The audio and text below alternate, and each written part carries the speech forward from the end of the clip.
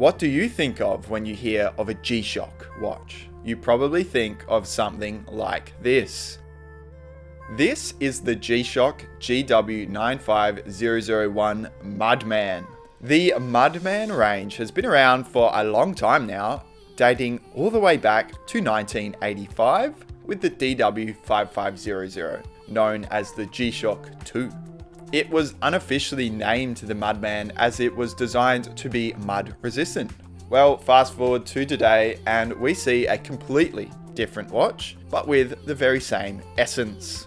This digital model here boasts a large and improved LCD display, which is actually really cool. It uses what's called a dual layered LCD technology to display, in this case, a compass over the time.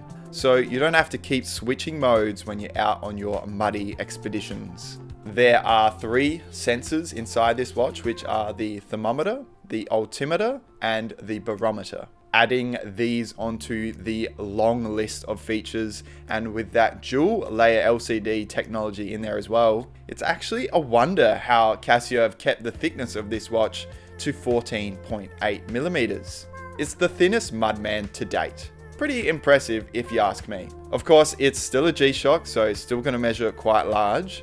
The diameter is 56.7 millimeters. However, it actually wears okay with this bio-based resin band being quite comfortable.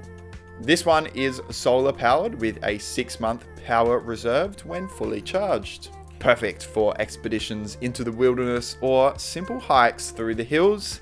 This Mudman can go anywhere. So that's a quick look at the new Mudman models. They are available in 3 different colorways, so if you want to check them out, click the link in the description.